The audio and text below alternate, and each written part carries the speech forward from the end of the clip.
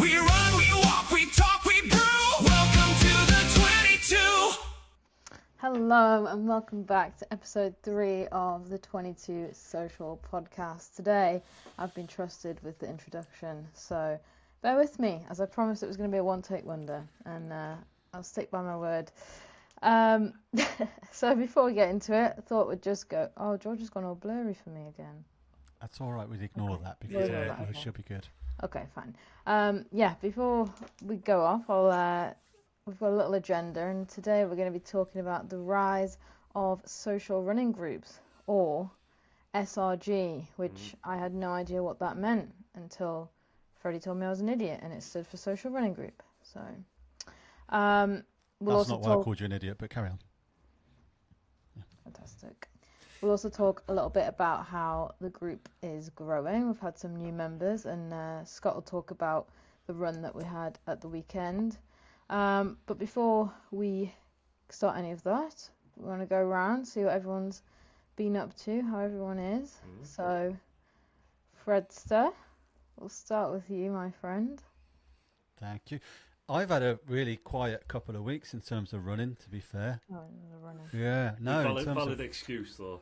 I think so. I think I've only run maybe 3 times in the last week and a half, 2 weeks, something like that.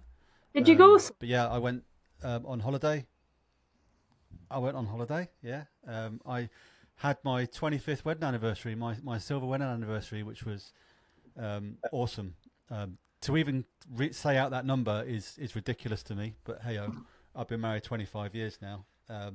So yeah, we went on holiday, and I went for one run. I actually went on 2 little holidays, but I went for one run on one holiday, and I went for one run on the other holiday. Apart from that, in terms of running, I've done bugger all. It's been actually quite refreshing, but because I'm about to start this whole new challenge, it's actually been nice to have that little break. So when I start running again, which I'm doing this week properly, everything feels, I want to say fresh, but do you know, all the travelling lately, I'm knackered. I think going from one time zone, which is actually quite, 8 hours difference, and then coming back to the UK, and then going to another time zone that was only an hour in front, but then coming back, your body clock is so messed up. So I am actually knackered, but my legs are quite fresh, so I'm looking forward to getting back into it this week, and seeing what damage I can do. So yeah. Do you want me to go next?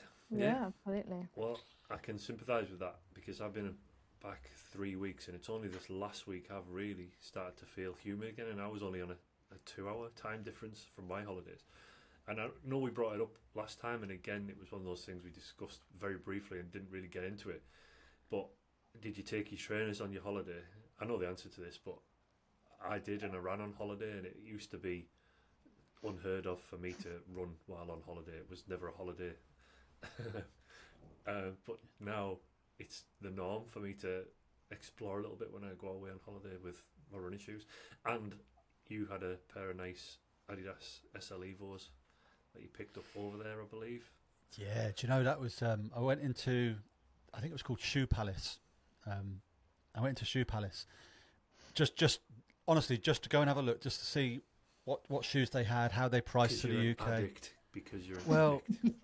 You're maybe. among friends here, you can see. My name is Freddie, and I love trainers. Yeah, but no, I went in there and I was like, oh, those Evo SLs, I've never seen that colourway before. It's just like a bright green base colour with a red stripe. I thought, I've never seen that before. Let's go and have a look. Oh shit, they happened to be in the sale as well. I think it was like $89, something like that. So anyway, by the time it went through, they were 72 quid in my bank in conversion. So yeah, it was too cheap not to. And actually, I had to control myself a little bit because there was 3 or 4 that I'd never seen before, and they were all in the sale. I could have really done some damage, but I did see the look on Tracy's face. So I was going to say, Mrs. Freddie would have done some damage to you if you'd have done that. But no, just last week I've been running, just going for quality rather than quantity. Had some really good runs. A bit of a disaster today, but it's just a little blip in the road, and I'll get over that. But yeah, I'm enjoying getting out again and running on my own a little bit because James is on a target. James is on a mission. So my usual running buddy's locked in the zone, and he's running a lot after work on his own. And because I'm free during the day at the moment, I'm getting mine done on a morning. So we're kind of like passing ships. But no, I'm going for quality rather than quantity. And I've had a week. Can I just say something about James quickly? Hmm? Sorry to interrupt. He's just recently shared in our group, hasn't he? A before and after photograph I think on he's how put his it, training's put it been on his going on. Instagram, I think. Oh, has he? Yeah. The guy's looking fantastic. Yeah. He looks like he's actually doing really well. And I'm I, sure that's going to reflect in his running. He looks genuinely, James, if you hear this, I think I might have actually said that in the chat. He looks 10 years younger. Yeah. His face looks 10 years younger. Yeah. Unbelievable. He now looks like a kid.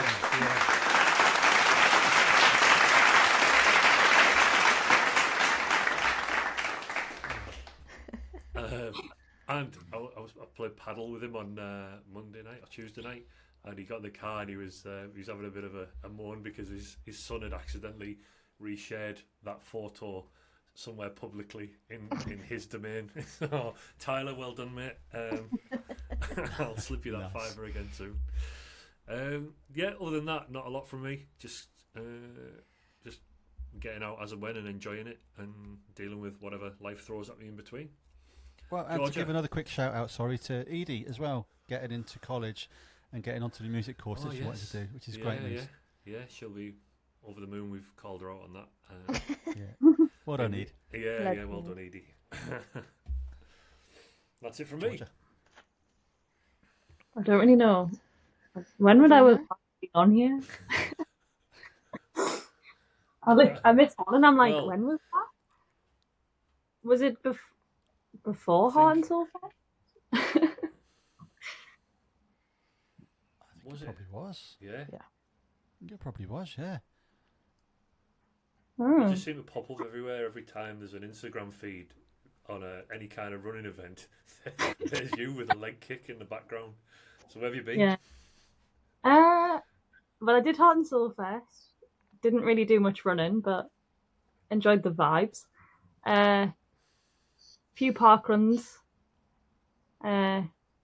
Few trips to Darlington. Feel like I'm practically living in Darlington at this point. Been missing my You've family. become I had to a go native- I had to you've become a go native solo. there. I had to go solo the other week because Claire and Davey were off having gallivanting on their holiday as well. So I turned up on my own, Yeah. but it was still fun because it was a social run. And then I think I did my first solo run in about 6 months, just on my own, which was pretty big because I've been putting off doing a run on my own. So it shows that we're getting somewhere again with the running. And then obviously joining Alice for the Metro run. That was probably my biggest one since then. How did you feel after the solo run? All right, actually. I didn't go very far. I think I did like 20 minutes, but it's been something that I've kind of avoided for ages. There's not really been any reason why.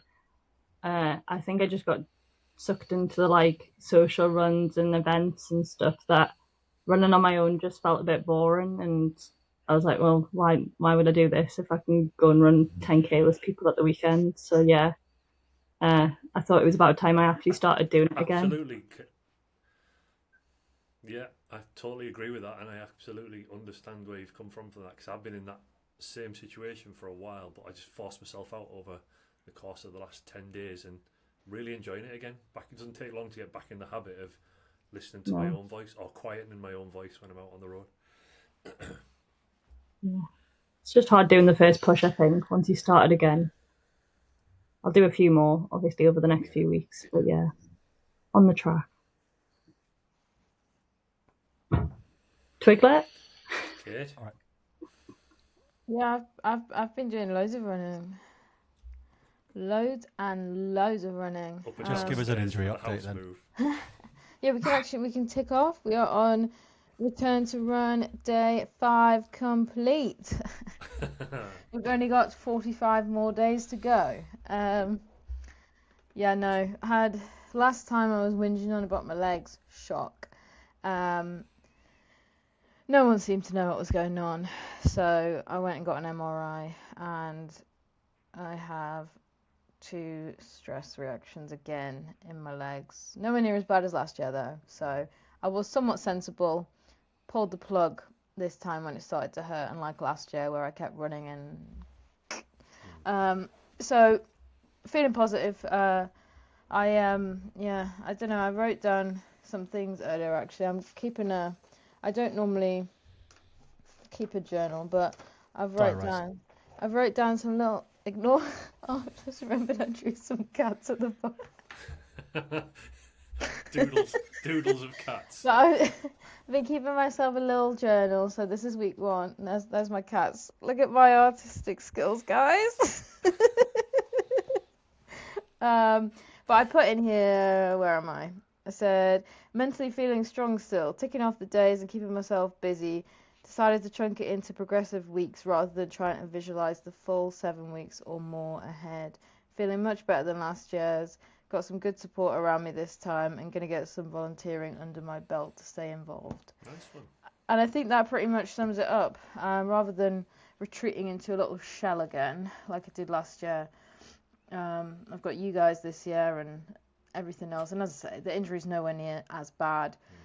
But it's kind of started me in the direction that obviously there is something underlying.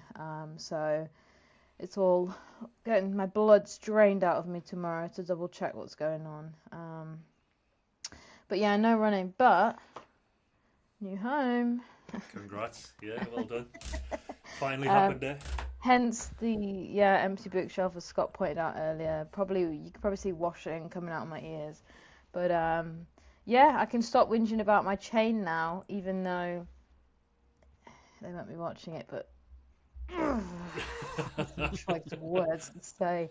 Yeah, that was I think genuinely the most stressful 48 hours of my life. Our solicitor emailed us to say she was so sorry, and in that 20 years of conveyancing, she had never had a case like it. So that was fantastic.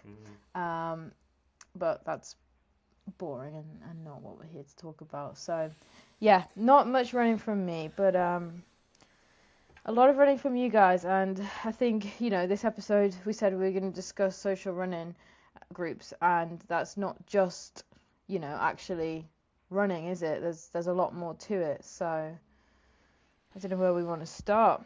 Well, I don't mind jumping in there, because I was looking at this earlier on when I suggested that we talk about it, and a couple of little stats just to sort of sprinkle on top. And this has all come from Google, so this might not be accurate, but I think it's close enough that it will paint a picture of what's actually happening in the running world. So running clubs in 2025 grew by 3.5 times. And that's obviously largely around social running groups popping up, because traditional clubs don't tend to pop up all the time. Yeah. So you can see 3.5 times. Is this in the UK? This is global. Global, okay, fine. Global, yeah. So 3.5 times, and Strava now has 1 million clubs on its platform, with running being its biggest category by a long shot, according to their data. And club organised events are up around 1.5 times. So you can see that even events now, because of this. So I think we're still in this boom, because we've all seen it over the last couple of years, and I think we're still in it from what I'm seeing. And it's they're framing it as nightclubs are out and run clubs are in, and Strava's own line is doom scrolling is out and movement is in, which I really liked. I think that's really quite cool. We were speaking off camera just before about our views on not just social media, but we were quite specifically talking about Instagram. And how our view on Instagram, I'm not all of us, I'm speaking for myself here, but my view on Instagram is changing slightly. And I think that, I like that. Doom scrolling's out and movement is in. So I just thought, there's obviously a boom still going on. I think half of us here, if not all of us, are part of that boom. We're here because of that boom.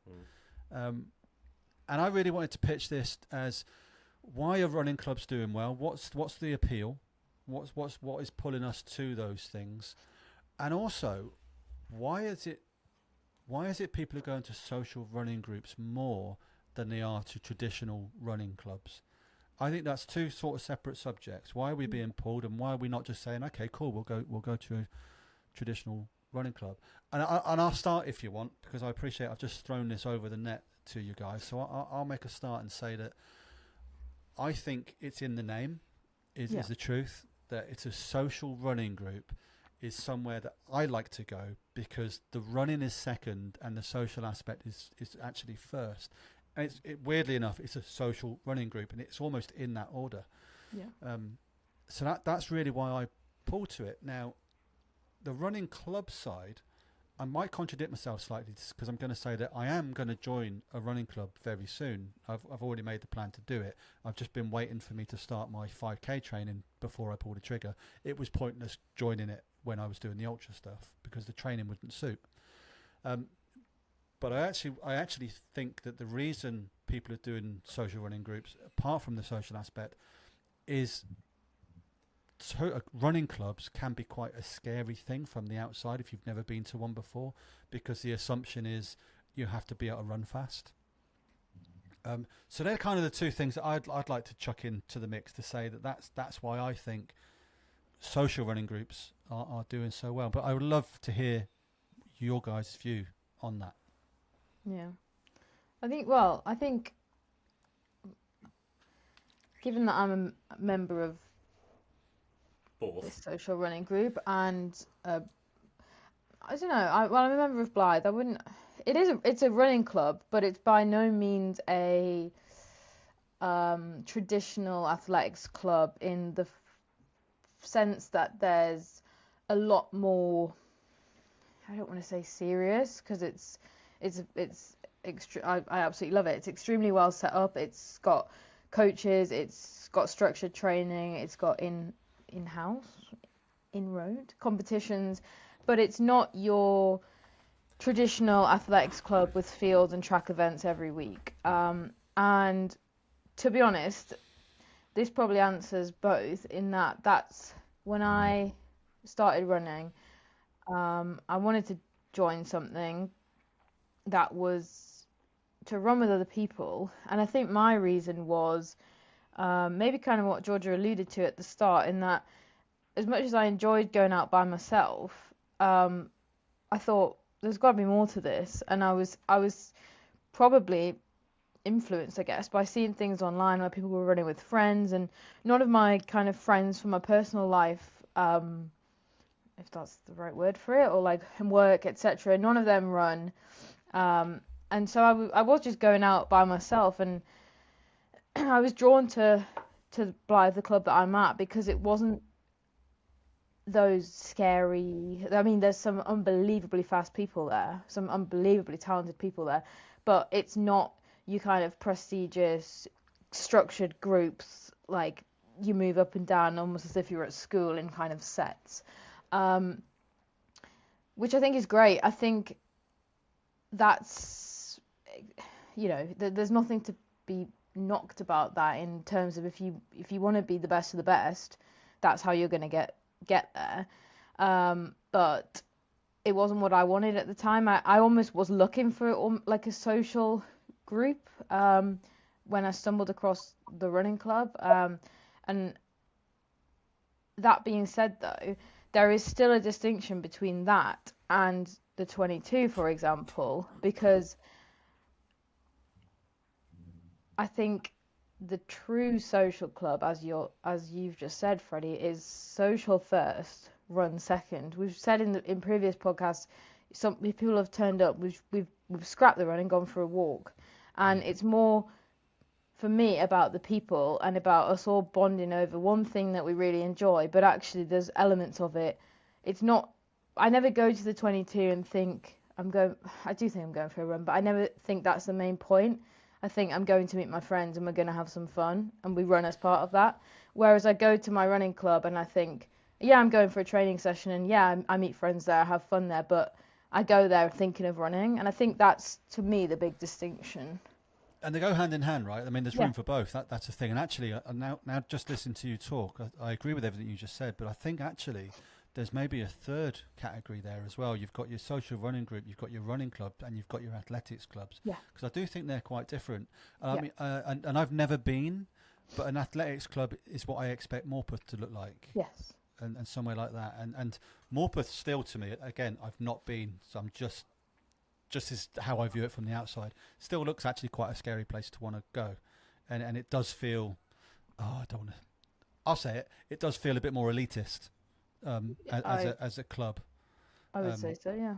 yeah, and that's not knocking them, because if that's what you want to do, then that's the sort of club you I need mean, to go to. they've produced like national class athletes, Right, so they're right. obviously doing something amazingly. Yeah, so if you want to achieve that, then that's Absolutely. absolutely the right club to go to, or that type of club to go to. So there's room for all three, and like you are, there's room to be a member of all three as well. So you get that choice of how you want to do it. Scott, what's your view? Because I know you've done the running club thing as well. Yeah, I think you took the words out of my mouth.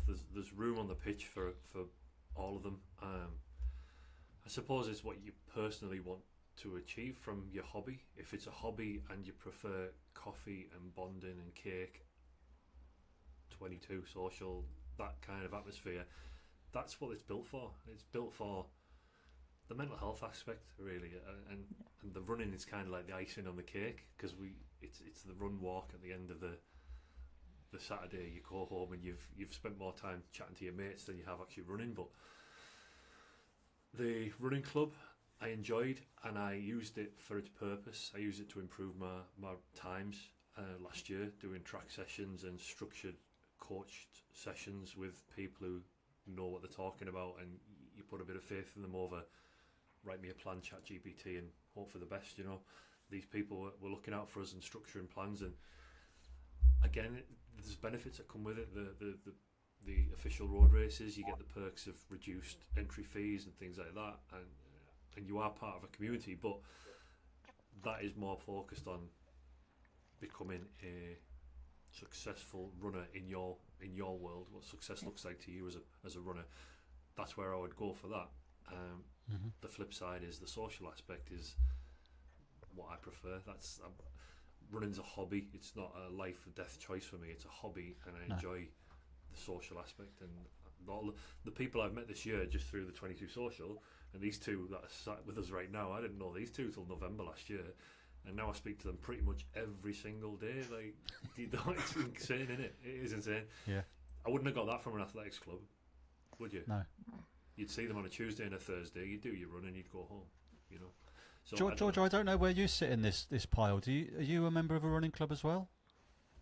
I was part of a running club before I went to uni, but then when I obviously went to live in Leeds, I kind of left, and it wasn't really worthwhile me having a membership to pay for something that I wasn't going to be able to use. So I left, and then when I came back, I was always talking about getting back into it, but then I just never really did, because life kind of got in the way. And then I was training for like the marathon and stuff, and I just felt like I needed to stick to myself. And I think you sort of brought it up before about how, Freddie, you want to join a run club, but your training didn't fit with what the sessions were going to be. And I feel like that is quite a thing of, like, a lot of people have goals and have like set things that they want to achieve, and I feel like sometimes maybe that's why the run club and social run groups are slightly different. And I don't know if I'm wording that very well, but like, I always felt like when I was part of the run club, this might have been because I was in the wrong group or something, but I'd tried a few groups, but I always left and I felt like knackered afterwards.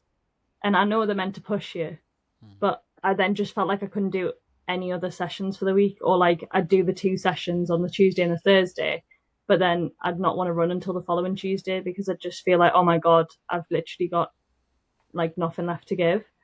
I don't know if anyone else has had that sort of thing from it, but yeah, I feel like it's just a bit of an odd one. Yeah, I've got a couple of questions that I'll throw out there. I have written these down, so I apologise, but I will read them out. Are social run groups stealing members from traditional clubs, or Are they growing the whole pie and feeding people into clubs later? I think feeding, It's the chicken and the egg, that isn't it? Yeah. because I think a lot of people are, I think Georgia touched on something. because I think a lot of people are getting into social running and then Oh, realize haven't we?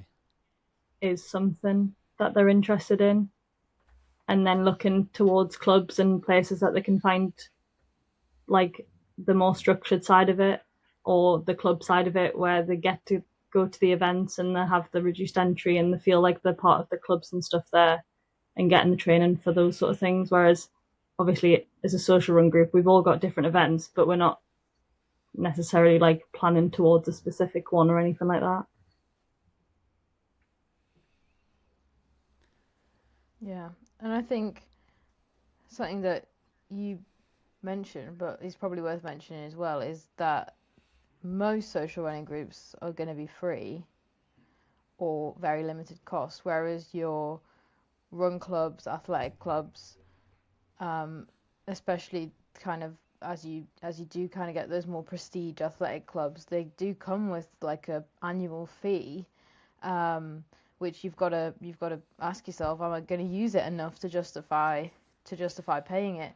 Whereas with a social, you know, you don't go for a few weeks because you're injured or you're on holiday or whatever, and it's still there waiting for you. You've not missed out on anything. You're not almost feeling, because I do almost see how people can feel like obliged to go if you're like a paying member. And you know, like for me, I think going forwards, especially with injury, tick that off, I've mentioned it, but I think going forward, so the club that I go to does do two, one is normally like a tempo, longer effort, and one session is normally an interval effort, and I'm gonna have to pull back and go to one, maybe even half a session to start with, because there's no way that I can just bounce back straight into two sessions.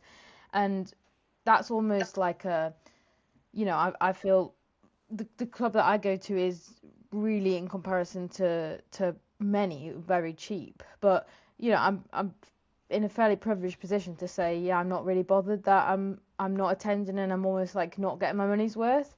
But you do have to weigh that up when you're going, you know, when there's a social group on at the weekend for free, that's going to Just- attract people. Just add up 24 times a latte and a cake over the year. Well, that's Probably fair. your membership That's for an true. athletics That's club. fair. Yeah, we probably actually spend more social running Yeah. than. Well, I know a lot of the clubs, including the one you go to, Kate, I believe offers two different types of membership, where one Yes. will be a social membership Yes. and one is the competitive side. Yeah. But that social membership is still Yeah. a fee paid Correct. to the club. I wonder if the clubs need to adapt to the social aspect that you see at a social running group where it is free, or do they have to maintain that competitive edge and say, no, we're almost run like a business? I'm not saying they're making profit from it, but they operate as a business. You have to pay a fee to do that. I wonder if they need to adapt, because maybe they are. I mean, like there's four of us sat around a table now, and currently only one of us is a running club member. But there's three of us that are still wanting to be part of a club that runs together for a social element. So I wonder if the clubs do need to adjust the way they operate. I don't know. What do you think? Good question. Again, I think very dependent on the club itself, because I know that. So again, the one that I go to, there's almost a social element. So a group of people, they host like a Thursday run, which is not affiliated with the club, but it's all club members go. It's not led by a coach, but that's almost a social run. They often will, as we do, kind of gather at different park runs in the northeast. So I think it's almost like finding that balance, isn't it? Of I don't know how you would I mean, I'm not business minded at all, and you guys are far more experienced in these areas than I am. But Well phrased. Well phrased. You guys are like 60 years older than me, so. Ah, Whoa! Oh, we didn't mention there's a big birthday tomorrow, if he's not already told you. Mr. Freddie Runs is 60 years old, everybody. The big 60. Yeah, I've just muted her so she can't talk anymore. That's a lie. I am not 60 tomorrow. That's a lie. 50 It's just plus come up VAT. trying to speak. Now, but to quickly finish my point, I think I don't know how it would work with almost operating at a loss. Like I don't know how a traditional running club would go from having paying members to not. How about this then? How about I Go turn on. it on its head? And how about I say, Go on. okay, can a social run group ever deliver what a club does? So can they provide the coaching, the structure, runners improvement and all of that at zero cost? Now, I think one of the biggest differences before you answer that is part of that fee that you pay your membership to is for the England Athletics. So you then get a registered number. You can get that, what is it, £2 discount Yeah. in each race that you enter and that side. So a social running club will never give you that because they're actually not able to if they Yeah. want to, because you have to have so much structure to become an affiliated club that it's actually a big barrier, Yeah. I think. But if you take that part away, can a social run group provide what a club does? I think it starts at the top. You'd have to have some kind of formal structure and ownership of the group. I think you'd need a good cohort of volunteers who are passionate about it and willing to offer their time as coaches free of charge. And they're not going to get certificates paid for, the qualifications. You'd need a really solid core group of friends to stand it up, I think. Which is, never say never, it's something we can aspire to. I know we're just a gaggle of merry men and women at the minute that like to run together, but who's to say, like, further down the line we don't become a bit more official and structured, and we have And that's approach. possible, right? That with the numbers that we've got, that is absolutely possible if that's what we wanted to do. But then we would have to tick the boxes that are required if we wanted to become a formal running club. Which, there's my point, Yeah. it is doable. It's just there's Yeah. lots of red tape comes with it, and if it's getting people that are willing to put forward their time and effort for something Yeah. that doesn't really give back apart from what we are already receiving anyway from it. And does that ruin the club at that point? Just about to say that, does it change the complete vibe? Mm-hmm. Because, so, I'm currently going through the qualification of not coach, but it's called Leadership in Running Fitness, Yep. which is essentially what the coach is. We'll just use the word coach, right? Because it's just easier rather than Yep. saying leaders. So the club I go to, that's the qualification that the majority of them have. I think one has an actual full coaching qualification, but the club's putting me through that, is paying for that. So for sure, if people wanted to pay, if you guys wanted to say, right, I'm going to do this qualification, then yeah, there's absolutely no reason why we couldn't. But do people come to the 22 social because it's not that? Because I know on days where it's like I actually can't be bothered, that I can just show up and say I'm going to sit in house 7, you guys go for your run and I'll be here. Having a nap Would that change? again. What did you say? Having a nap again.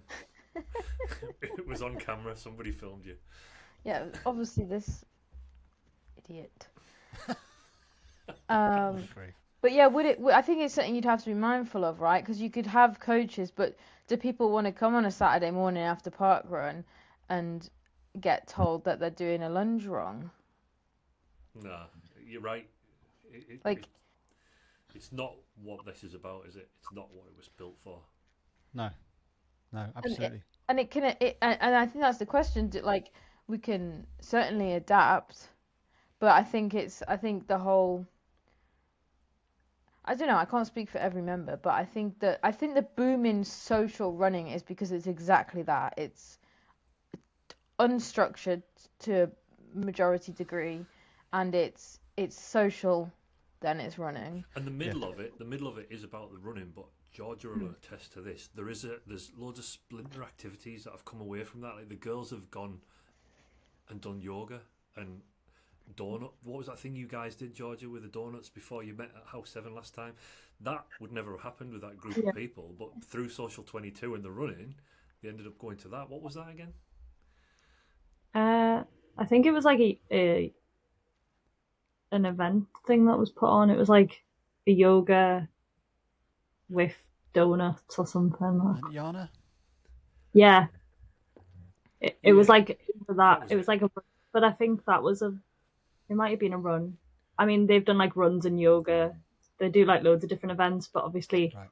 it's a lot scarier going on your own. Whereas obviously if you've got some friends from a social run group or something, you can go, oh, you guys like Yeah. doing stuff like, come on, let's go. And then you've then got your little like group and you can go and then meet more people and chat and then it kind of grows even more. Yeah.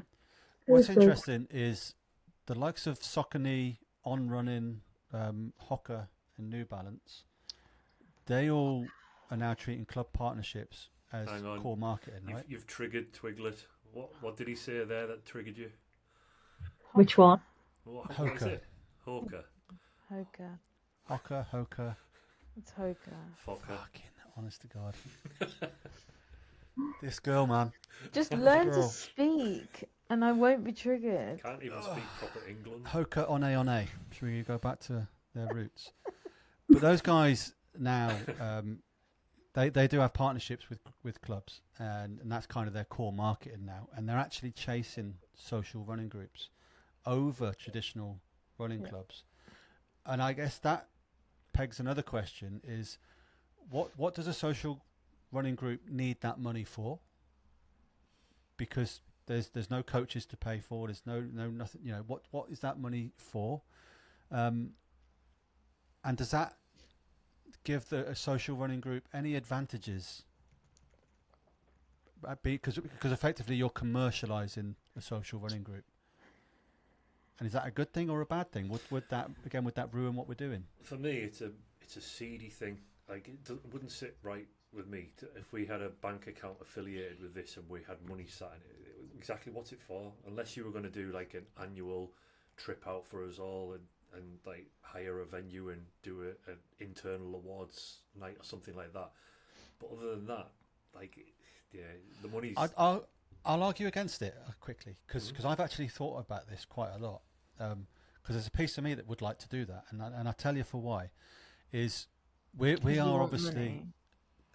no, I do not want money, and I don't think that morally that would ever be the right thing to do. We've spoke about already about getting merch, for example. If we wanted some running tops, and we would sell those to the club members at cost price, it would not be a way to make any money.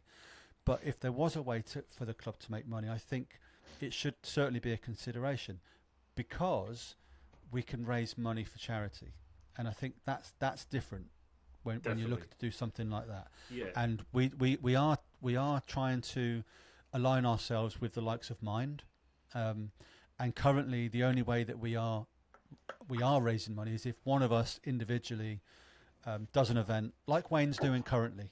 Wayne is doing some ultras. He's chucked his name out there with a link where we can donate to him. And again, we'll actually stick that in the description of this podcast. But Wayne's raising some money, and that's going to Mind, which is the charity that we've aligned ourselves with, because obviously the reason we got together was all about Grace, and we all know the story behind that. So that's where I see it as actually, is there an opportunity to commercialise? Maybe not now for us, but maybe down the line. And the reason to do that would be to work or to donate that money to charity, and not have it as trying to make money for ourselves. That's certainly never going to be the case. But that would still mean that we might need a bank account, which multiple members would have access to, etc., to keep it straight. I don't know. I'm just really throwing that out there to try and get some chat about that. If we think that's should social running clubs be doing that, or should they say no? Shut up. We just meet on a Saturday and we go for a run. I think if it's going back to the club members, I wouldn't see the harm. Like, if that's then benefiting the members of your club and the people who come out and have given the time and like grew the club and other people who are making every week, even if they're coming for a one off or something, if that can make that meeting better or even like just a bit cheaper for people, like if it was be that you would get like people could get a free coffee if they came along or something like that. Like, I feel like that is a reason to have it. But if it is to make money that isn't benefiting anyone in the environment, then I think there is to buy. buy Freddie some new shoes. Yeah, buy Freddie a swimming pool at the mansion. Yeah, I feel like that's where it Honestly. would be a bit questionable. Why is it always me? Hey, I'll be nice. I need some new legs. If anyone wants to give me some money for some bionic legs.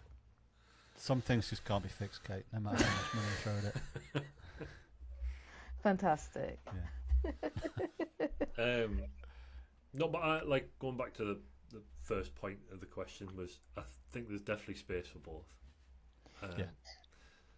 What we've built is a group of misfits, and we're all unique and quirky, and we all got our own characters, but it works. We all have a common theme in the middle, which is running, and outside of that, I think we have made some mates as well, which is just an added bonus.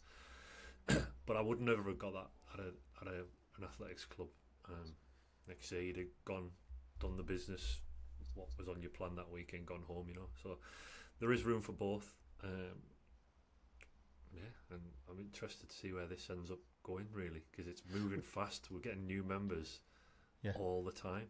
Do you know what's interesting to me? What I've actually been thinking about, obviously we're getting to the end of the summer now. We've never really done a full winter of having these running groups. And I'm curious as to what that will look like because there is no obligation for anybody to do anything in our group. Will people still be there when it's 5 inches of snow and whatever else? I mean, 5 inches of snow, that's Black. Kate up to her waist, isn't it? So,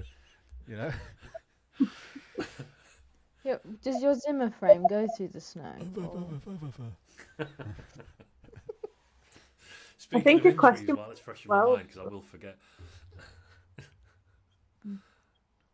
Go on, Georgia. Sorry, there's a delay, so I keep over talking over you. Apologies. Go on. Like obviously, yeah, we've got the everyday like the run that we do on a Saturday, but then obviously now that there's like the group chat and stuff, and people put in like if they're going to the training and like if they've got a training session on, some of them have been going to like the track during the week to do a session, and obviously that's not coached or anything. That's just people off their own back saying I've got this session on, and people are enjoying them. I suppose there's a question on like Meeting up and where's it's brilliant. that sort like because obviously that's technically guided running but sessions but in a social sense. I don't know if that makes any sense. yeah. No, it's a good shout. It's a really good shout, actually. That's absolutely bob on. That is happening in the group now, isn't it? People are meeting up, going to the track, doing a session. They're all doing their own sessions largely, but it's still got a bit of a structure, isn't it? It's the same day each week, and yeah, no, that's a good shout. Are we a running club? We might be actually. No, like I said with the yoga, these splinter groups have gone off and they're finding other things, but with friendships that have been formed through this thing we've created, and it's brilliant. I love it. And it is getting bigger and bigger, and we've got new members literally week on week. When a certain couple from the Catterick area keep scooping up new members, but that's what I was going to say as well. I think he's at the track tonight, but congrats to Lee. He's back from his injury. He's been in the trenches as well at the same time as Kate, but he's coming out the other side of it now. It's brilliant to see him back running again, and he's messaging in the group, and you can tell he's got his mojo back. So yeah, congrats Lee. But yeah, it's great. It's a valid point George has just made there. These things are evolving, and people are going off and doing their own sessions and meeting up as a group of mates that would never have known each other 6 months ago. Love it. Love Well, it. here's your next question then. Is it a fad or a fixture? What? Running's trending, isn't it? Running is trendy now. It's become something that wasn't even 3 years ago when Freddie was the confusion on Kate's face right now. I don't know what that meant. Is it a fad or a fixture? Is this like a flash in the pan thing? Is this something people are doing because it's cool to do right now? Or, in 5 years' time, are we all still going to be rocking up on a Saturday Oh, I morning see. to go run with each other? Or are we all going to be like on our TT bikes, like flying around Tynemouth? I see. Yeah. I mean, it's certainly trendy, isn't it? But do you not think it's almost? I think there's a huge lifestyle shift happening across the country, and not just running, just in general. So, me and Jack were speaking not too long ago about, oddly enough, alcohol sales. So, back in, sorry Freddie, sorry Scott, in like when my parents were growing up, it was clubs, pubs, you'd go out, and albeit, at university, yes, there was some clubbing, although in no surprise to anyone, that was not where I fit in. But that still happens, right? It still happens. But I think there's a huge lifestyle shift happening in that a lot of 20-year-olds are picking hiking, cycling, triathlon, running, walking. I mean, and the point I was saying that I've spoke to Jack about is that I think alcohol sales have fell in like what's the word, like in what's it called, like a pub, like a not a commercial setting, like a, you know what I mean, in those sort of settings has absolutely is on like free fall. Because people just aren't doing it like they used to, and where Is that sorry to interrupt, is that because they don't want to, or is that because it's so expensive to do now? Well, again, probably a bit of both, but I would say more so because they've got other hobbies, because you're seeing sales in running shoes is going through the roof still, and they're not cheap. And I just think I think we as a country, and even as like globally, we had smoking was a big thing.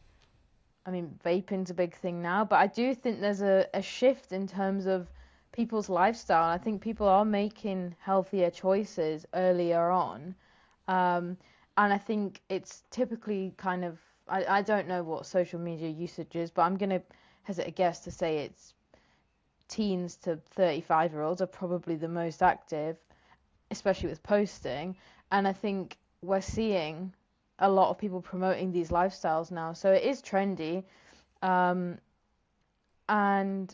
a part of me thinks maybe running might subside, but I don't think it's gonna go away. I think it'll be, I mean, a lot of content I'm seeing at the minute is triathlon. Like, everyone seems to be doing a triathlon.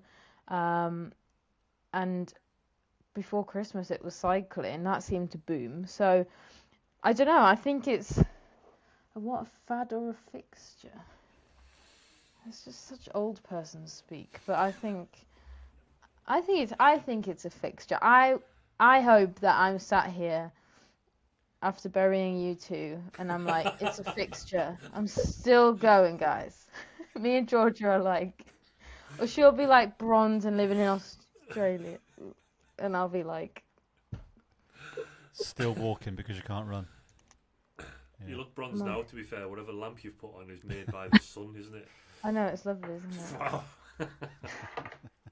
Did you move countries when you moved house? Yeah. I tell you another thing I know, and again, this affects none of us here, but I saw a thing where it talks about running clubs are the new dating app, and a lot of people are meeting their potential partners, at running clubs. Do you know which what, I guess though? because you've got a shared interest straight I away, was just right? going to say, is that not way healthier than meeting somebody in a club screaming over a beer? Like, Yeah. That's the story for the grandkids, isn't it? Oh, me and your mum were, I nearly said the wrong term there. Me and your mum bet while racing a 10K. Yeah. You know, that's Yeah. much better and healthier, I think, personally. Well, if you think, Scott, I mean, Kate, I mean, she kind of jokes, but she's absolutely right. We're of that age where, certainly when I turned 18, I was in the army at 17, and from then until I was 28 in the army, but I would say from then till I was in my 40s, everything revolved around, oh, cool, that something really cool happened. Great, let's have a pint to celebrate. Oh, yeah. Something really bad happened. Oh, cool, great, let's have a pint to not celebrate. You know, everything revolved around that. I can remember, especially in the army, the drinking culture was strong, and especially when you're so young, it kind of sets those habits young, you know. And every time we would have a good week or we achieved something awesome, that was celebrated by the platoon commander turning up with a crate of lager, you know, and that's what we would do to celebrate it. We would go out till 4 or 5 o'clock in the morning, and then be on PT at 6:30, and you'd be running off you go out for an 8-mile run, running it off, you know, and actually at the time, normal, totally normal. Yeah. Everybody was doing it. I think it's deeply ingrained in British culture, sadly. I've got my eldest daughter's not too much younger than these two, and she's just got no interest in that lifestyle. Like, My son's the same. I mean, they're the same age, aren't they? My son's exactly the same. Yeah. She'd much rather go to the gym or, like Kate said there, go out for a hike. When it comes to like a Friday night, she'd rather go for a bite to eat in the cinema. You know, there's just that it's totally tapered off. This next generation, these two are part of that. Is you guys have just like shifted the whole industry on its arse, and that's not a bad thing. Well, That's great. I love it. It was even weird being in America last week. You'd be walking through bars and stuff, and people are smoking indoors in the bars. Even that, it was so alien to me. Yeah, only a handful of years ago, I remember you couldn't see from one end of the pub to the other for the amount of smoke that would be in the air. You know, and now we don't do it, thankfully. But So what do you reckon? Fad or fixture then? I think fixture. I think it was massive in the 80s. I think we touched on this in the last episode. Athletics was huge. It conquered, like, the British athletics team were as big as footballers are today. Everybody knew Linford Christie, Chris Akabusi, Roger Black, Tessa Sanderson. They were massive, these people, and it did die away a little bit, but it's coming back. And it's probably I think coming back so. now. I mean, if you look at Josh Kerr, for example, yeah, I think a lot of people that don't know running might not even know who he is, but know his face.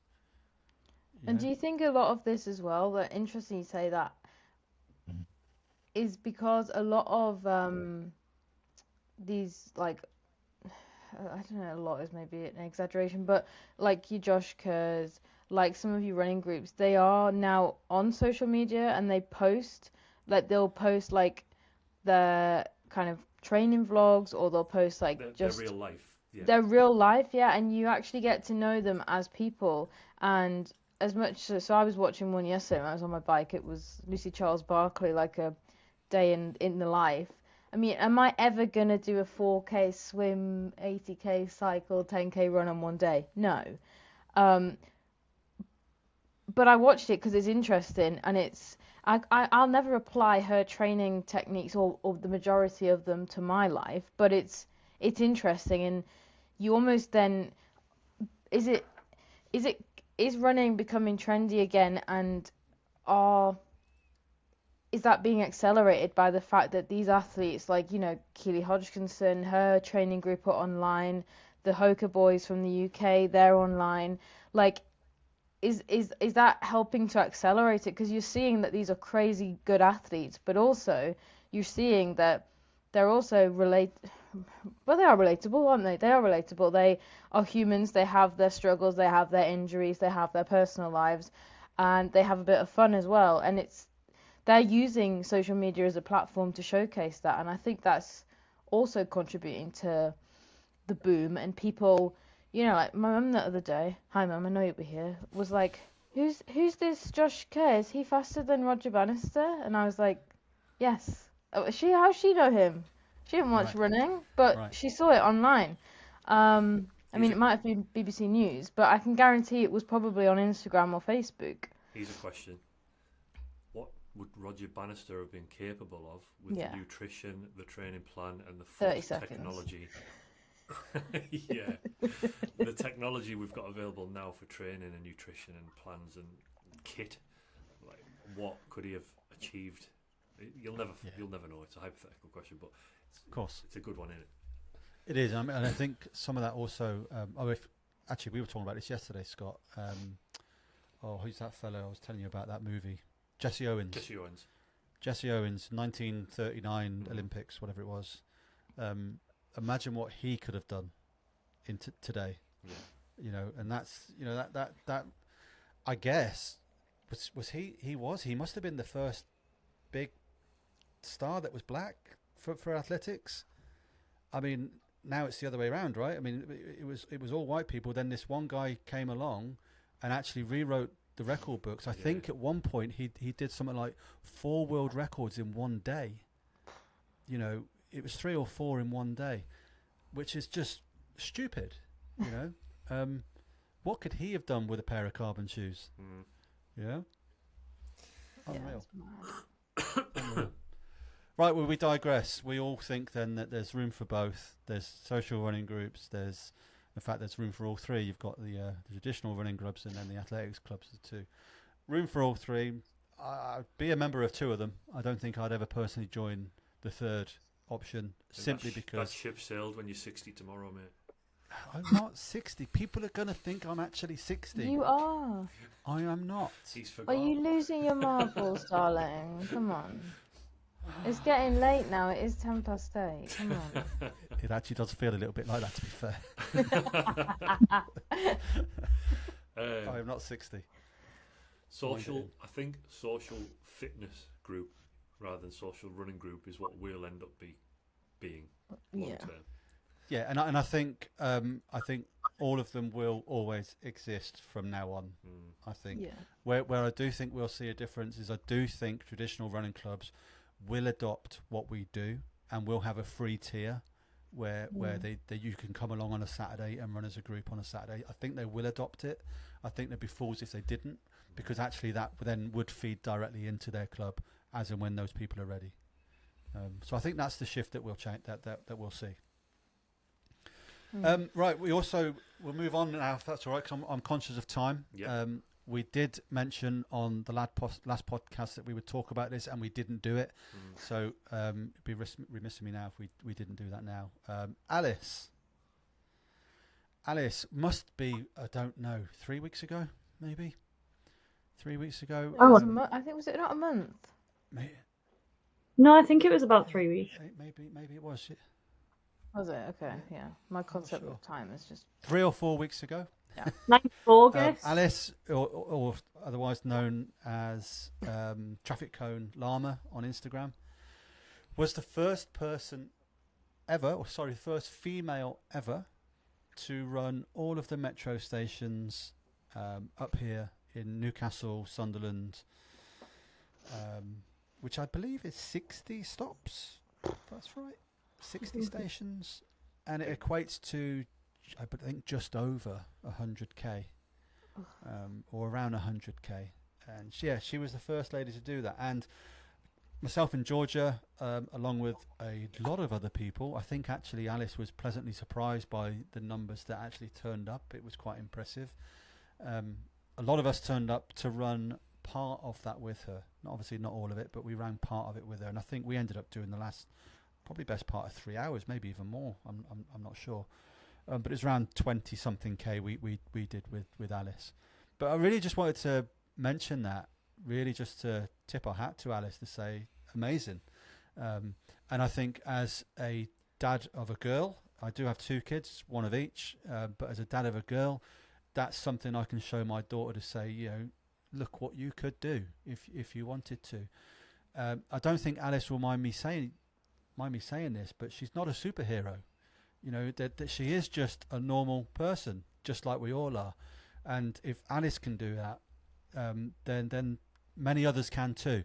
And I'm sure, and I hope, that we see many people follow in her footsteps, and I think we will. I was really impressed, not just by the fact that she did it, but actually is how she did it. I know she had dark moments. I know she went through some horrible times through the night in particular, but the whole time we were there, she looked happy. She looked motivated. And I've done a 100k run a few times now, and I never looked or felt like she did towards the end of that. I honestly couldn't believe how well she looked. Please, someone else join in with me and talk about this, because I think it's important that we do. Can I ask? Because I seen it on the national news, or the regional version of the news, the day she finished, and I seen her shots of her dancing around the finish ribbon and stuff. But Georgia, you might be best placed to answer this one. What was the cause? Why was she doing this? Was there something she was aiming for, or?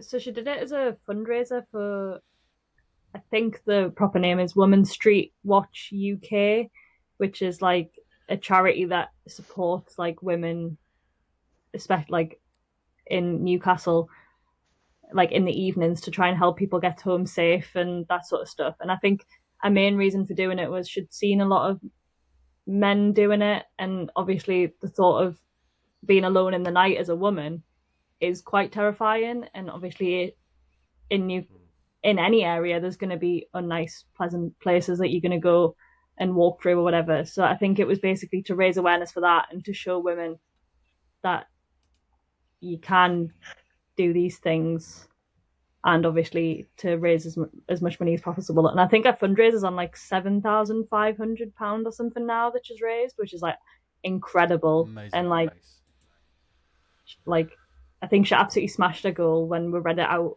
at the finish line. Like when she finished, she hadn't looked at it for the entire time, and then someone read it out to her, and she'd like passed the 5,000 that she wanted to raise. So it was like really incredible.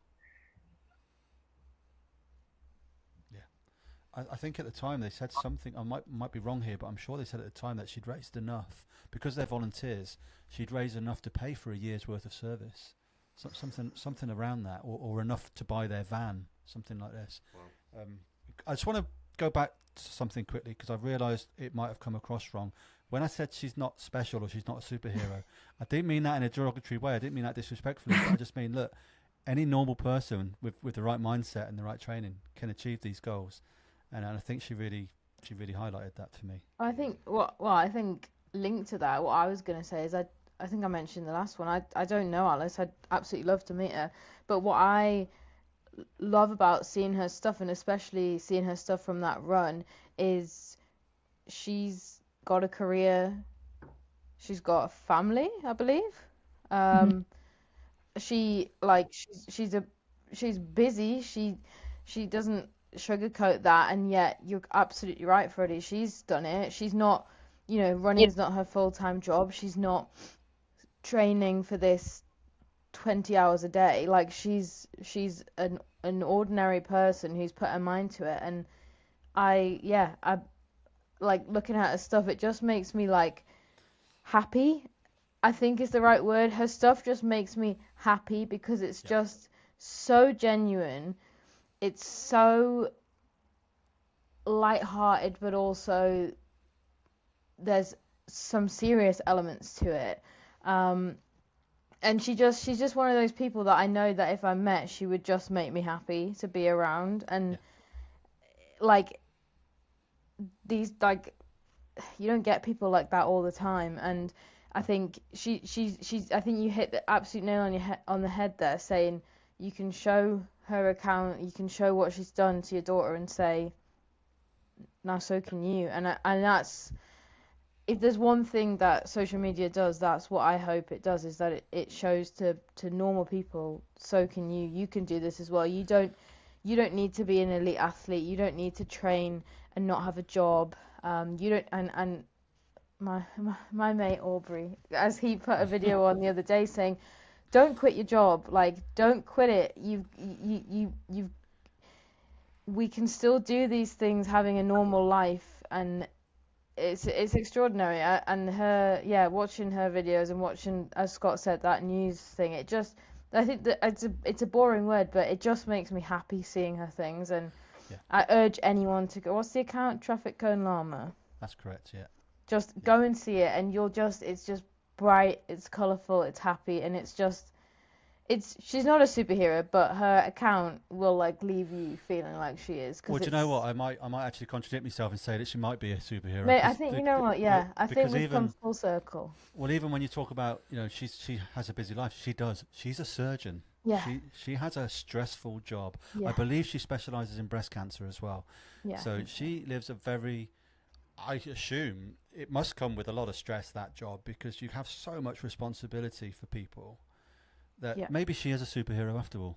And I think one of the things from watching the stories, I don't know whether they're archived or whether you can see them, but it must have such an immense emotional like toll on you, because she was speaking to patients or families of patients at every stop. Oh, not at every stop, but at a lot of stops. And she was dedicating them, I think, wasn't she? She dedicated every stop to somebody. Which is just like, that must have such an emotional toll on you. And, my bad day at work, Excel crashes and I lose 20 things of data. And it's like, but like a bad day at work for her is crazy compared to mine. And yet she can still go out there, put her trainers on and do something good. And I think that's a lesson we can all take away. I agree. Potentially the most positive Instagram account that I follow. Yeah, she's a lot of fun. Yeah.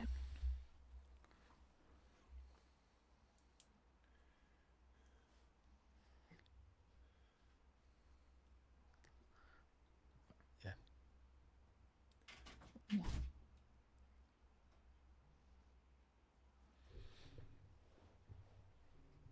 Yeah. Yeah.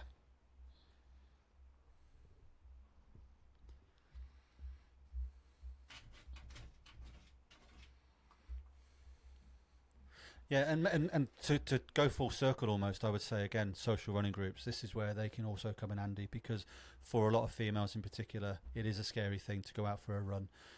Places like the 22 Social, I think actually we're probably 50-50 split in the genders. And that shows that's a safe place to be if you need to. Because I know, Scott, we spoke about this maybe a couple of years ago now on our old podcast.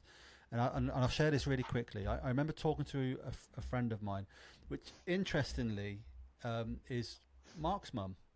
I was talking to Helen, and we were out on a jog somewhere, and I pointed somewhere a path to her out, and I said, "Oh, have you ever run down there? It's really nice."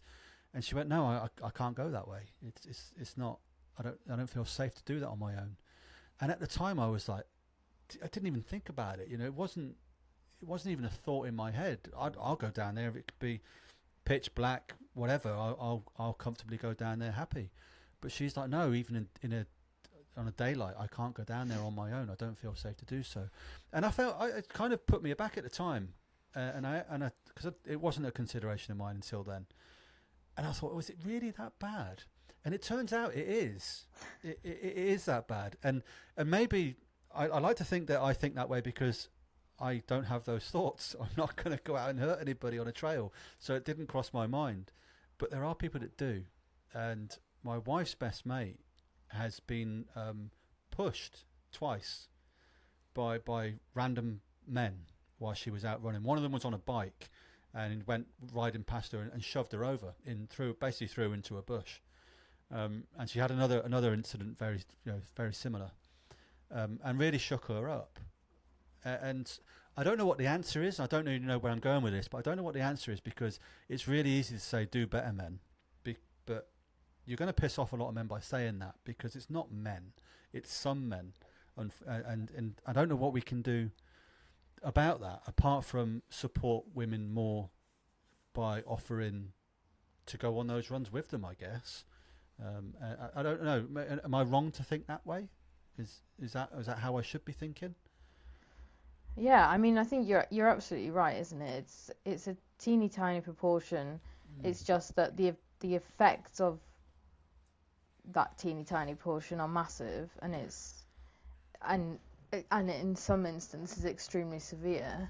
And I mean, I don't know. I have two big brothers, and they'd I spoke to them regularly, and they one of them, if I said someone had done something, he'd be out with a bloody bat and go after them. But in all seriousness, though, we do have these conversations, and I say to them, just educate your mates. Like, if there was I was at school, and there was a group of lads, and I'll never forget it. There was a group of lads.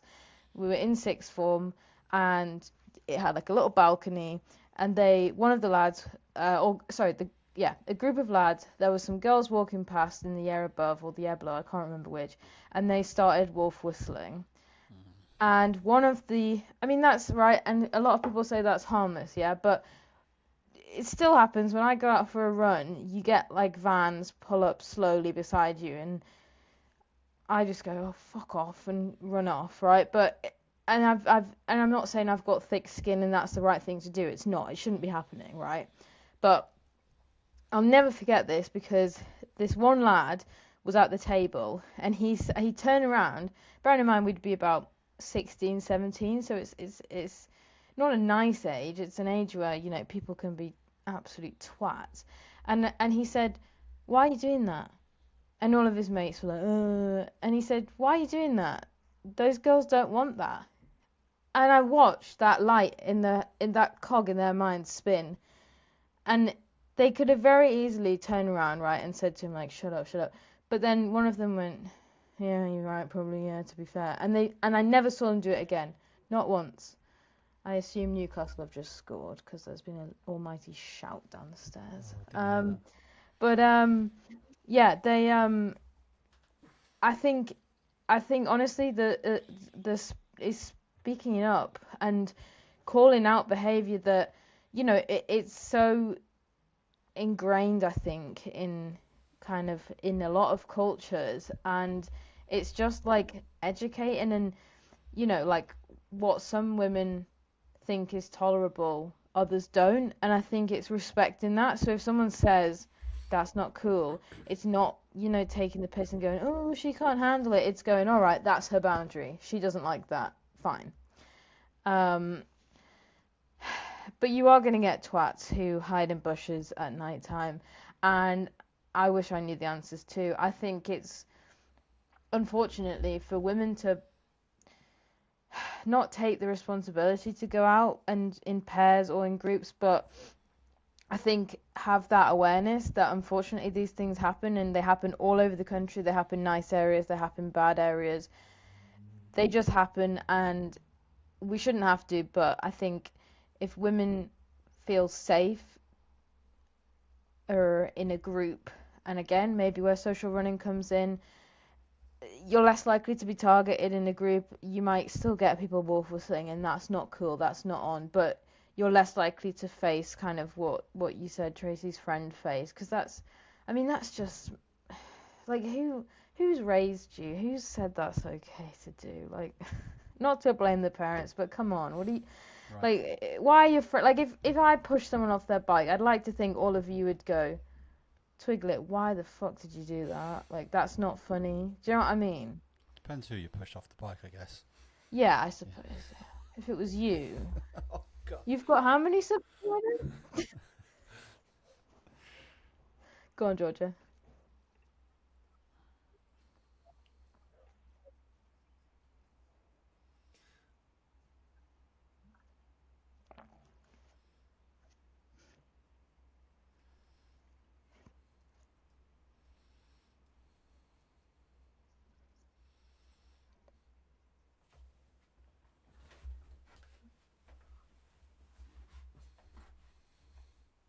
Yeah.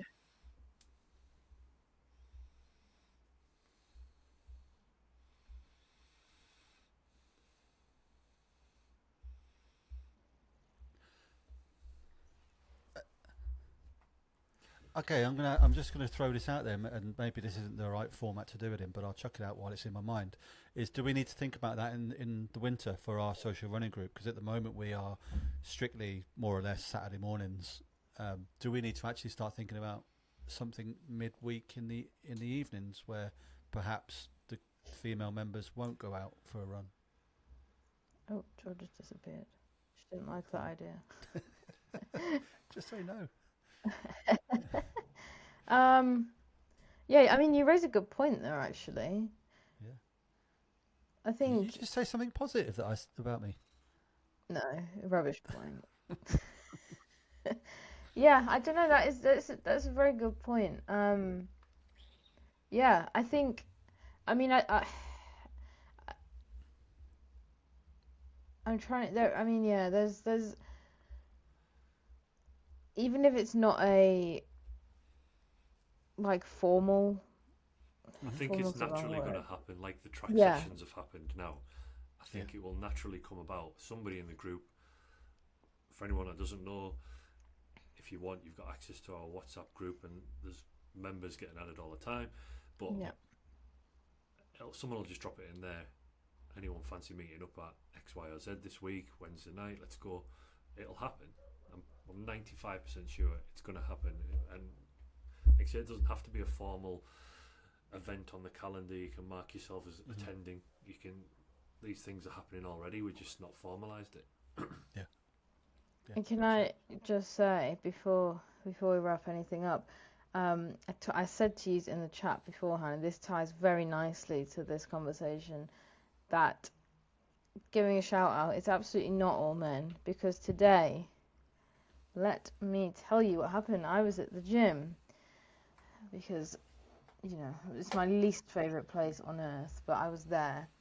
And I was on the question what the machine's called. I believe it's called a back extension machine. Could be very wrong. Too many jokes with you involved with that.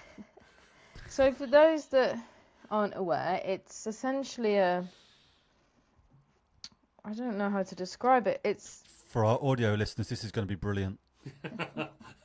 okay, it's like a diagonal thing, and you basically stand on it and then you bend over so your waist is supported but your back flops forward, This is right? going so well. Is this for training your core?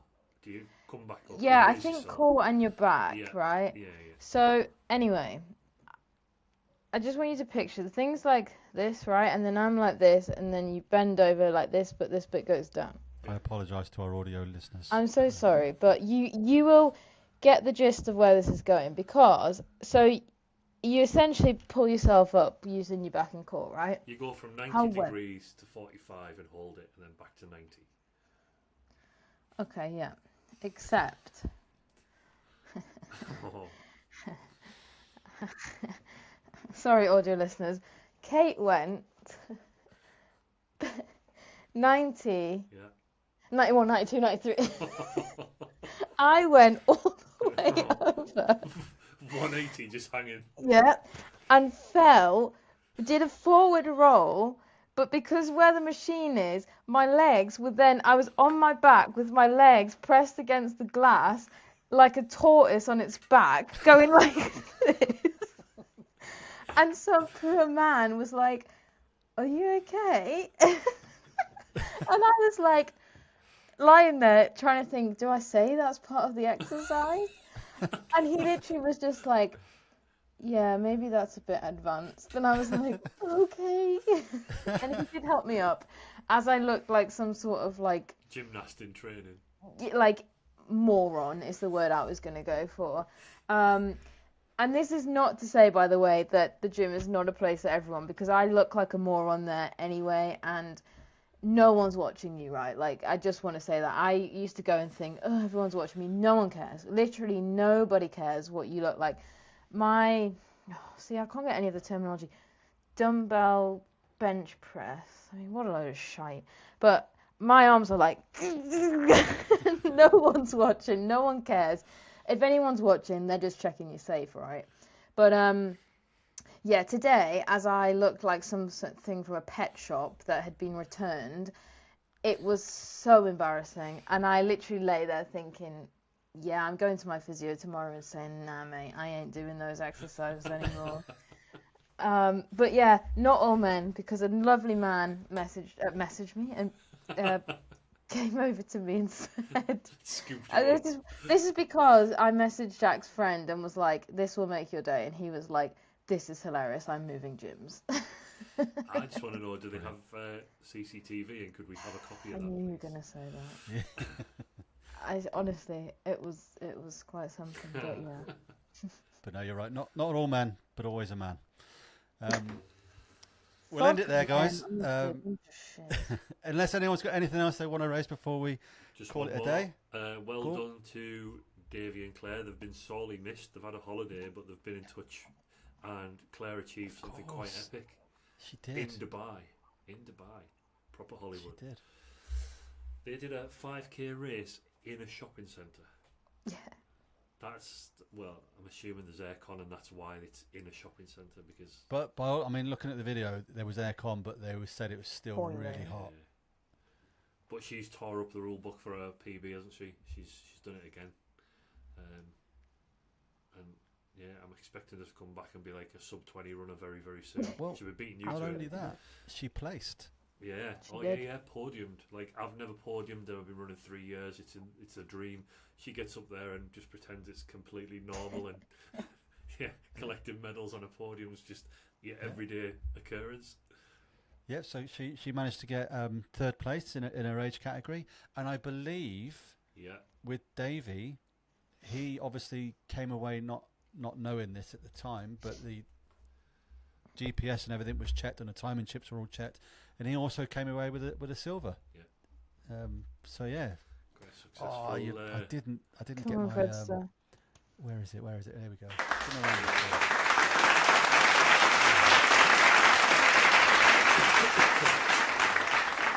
Quite a successful holiday for the unbalanced runners. Yeah, congratulations, guys. That is awesome. Yeah, so right, that is it. That is us for another episode done and dusted. Thank you very much for watching, listening, or whatever it is that you're doing. You can get us again on YouTube. You can get us on Spotify. I think you can get us on Apple as well. Thanks for sticking around, and we will see you on the next episode. See you later. Bye-bye. Bye. Bye.